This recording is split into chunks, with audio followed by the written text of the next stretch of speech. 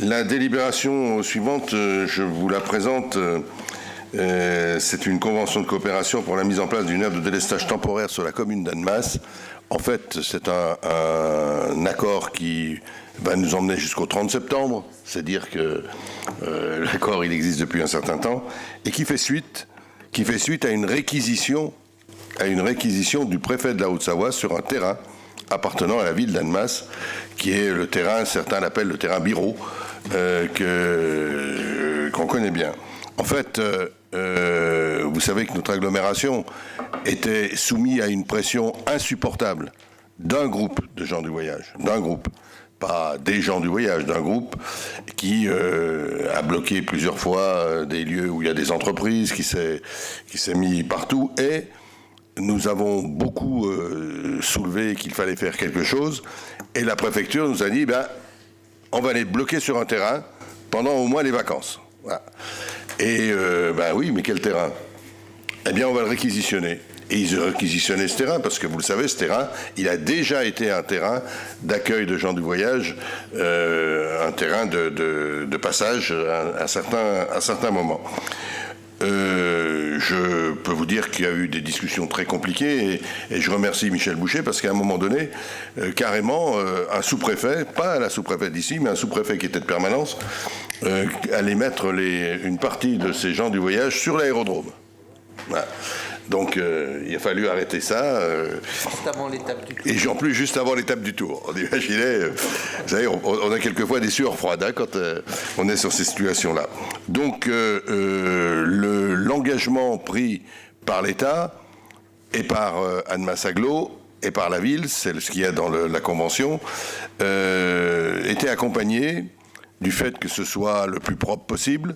Le CIGETA a à peu près fait le travail, il faut bien le dire, c'est pas toujours facile, mais là je salue le fait que le CIGETA a bien fait le travail, que la complexité est venue, qu'un autre groupe est arrivé et qu'il a occupé un terrain qui lui n'était pas réquisitionné, le terrain d'à côté, hein, ça c'est pour simplifier, et que nous avions demandé à l'État, s'ils étaient sur place, d'avoir une surveillance et un certain nombre de démarches pour savoir comment ça se passait, comment ils vivaient, etc.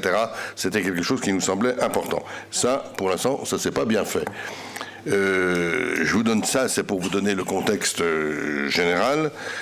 Aujourd'hui, normalement, cette convention tripartite s'arrête le 30 septembre.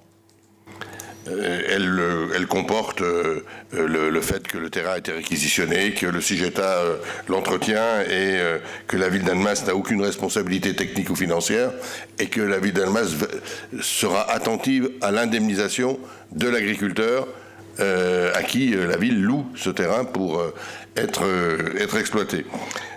En dehors de ça, aujourd'hui, le 30 septembre, personne ne sait ce qu'on fait.